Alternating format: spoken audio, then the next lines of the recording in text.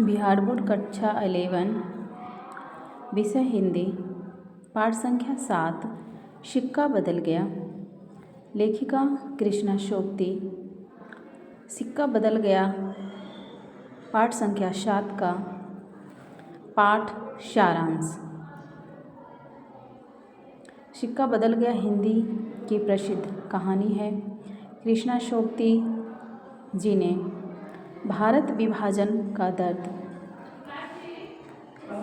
अपने निजी अनुभव द्वारा व्यक्त की हैं। कृष्णा सोबती के कथा साहित्य में प्रत्यक्ष एवं परोक्ष दोनों रूपों में भारत विभाजन एक त्रासदी के रूप में उपस्थित होती है। वास्तव में भारत विभाजन एक राष्ट्रीय त्रासदी है जिसकी स्मृति लोकमानस में अमिट है। प्रस्तुत कहानी सिक्का बदल गया भारत विभाजन के इस पीड़ा भरी पृष्ठभूमि को लेकर लिखी गई है। कहानी में भारत के उस हिस्से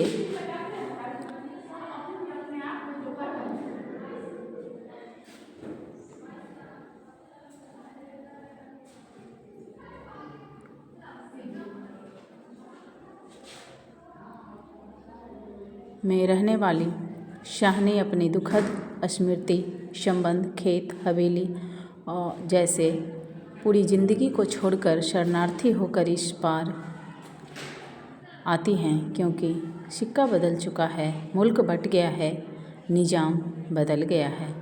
शाहनी बूढ़ी हो चली है, दंगाइयों में उसकी हवेली की सारी संपत्ति लूट ली है, वह घर में अकेली है। उसे यह अनुभव हो गया है कि उसके स्वयं अपने अस्मियों ने ही उससे मुख मोड़ लिया है, वे ही उसके खून के प्यासे हो गए हैं। शेर उसका आसामी है, वह भी दंगाइयों से जा मिला है। शाहनी का कत्ल करने की जिम्मेदारी उसे सौंपी गई है। शाहनी चिनाब के किनारे भोर में ही अंतिम दर्शन को जाती है। चिनाब की रेत आज खामोश नजर आ रही है। दूर तक कहीं कोई नज़र नहीं आ रहा है, पर नीचे रेत में अगणित पाँवों के निशान थे। शाहनी कुछ सहज सी गई, कुछ भयानक सा लग रहा था। शाहनी पिछले 50 वर्षों से यहाँ नहाती आ रही है। 50 वर्षों पहले एक दिन यही दुल्हन बनकर उतरी थी। स्नान कर वह घर की ओर चलती है। रास्ते में दूर तक फैला हुआ उसका हरा भरा खेत है, वहीं शेरे और उसकी बीवी हसैना दोनों रहते हैं। शाहनी को देखते शेरा अपनी पत्नी से झगड़ने लगता है। शेरा अपने पास गरैशा रखे हुए है, लेकिन शाहनी को देखते ही सहम जाता है।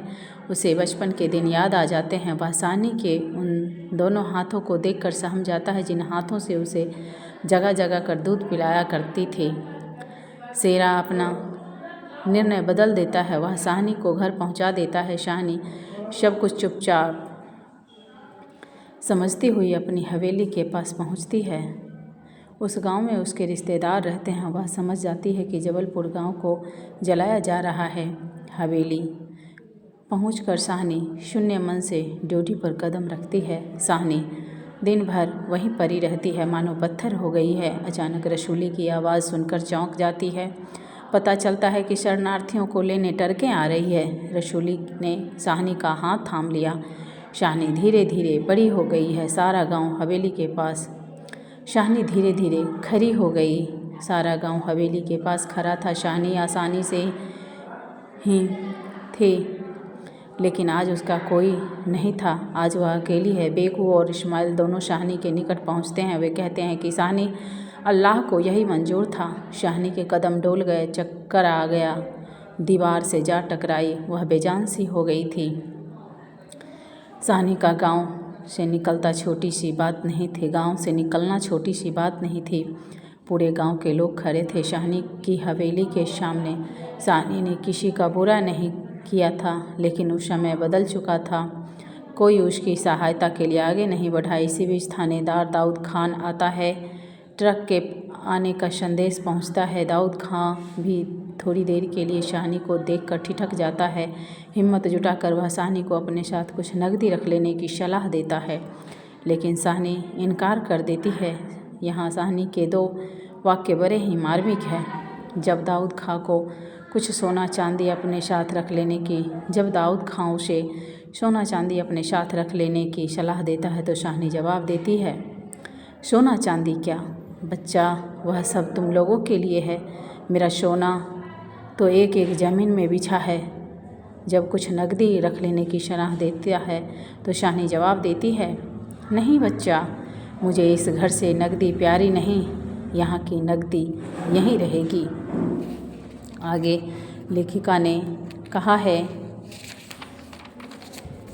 कि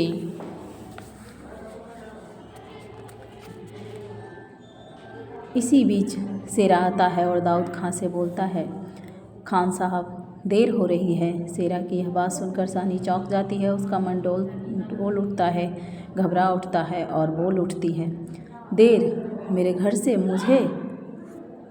घर में मुझे दे। शाहनी अपने पुरखों को छोड़ते समय थोड़ा सा विचलित नहीं होती। सोचती है कि जिस घर में मैं रानी बनकर आई थी उस घर से रोकर नहीं, शान से निकलूंगी। अपने पुरखों के घर की शान एवं मान को कायम रखूंगी। उसने ऐसा ही किया। अपने पुरखों की हवेली को अंतिम बार देखा और दोनों हाथ जोड़ लिए। यही अंतिम दर्शन था, यही अंतिम प्रणाम था। शाहनी जाकर ट्रक पर बैठ जाती है। शवों को आशीर्वाद दिया। ट्रक चल दी। शाहनी को कुछ पता नहीं ट्रक चल रही है, वह स्वयं चल रही है। आंखें बरस रही है। हवेली के एक एक भाग उसके आंखों के सामने घूम रहे हैं। शाहनी सब कुछ समझ रही थी कि राज बदल गया है, सिक्का बदल गया है। इस प्रकार प्रस्तुत कहानी एक शरणार्थी की दारुण व्यथा की करुण कहानी है। इस दारुण यथार्थ के आगे हिंदू और मुसलमान होना सचमुच कितना सतही और तुच्छ लगता है। सचमुच में यह कहानी एक साथ कई कोणों से सोचने और महसूस करने के लिए हमारे आगे बहुत कुछ रख देती है। धन्यवाद। यही था सिक्का बदल गया कहानी का सारांश।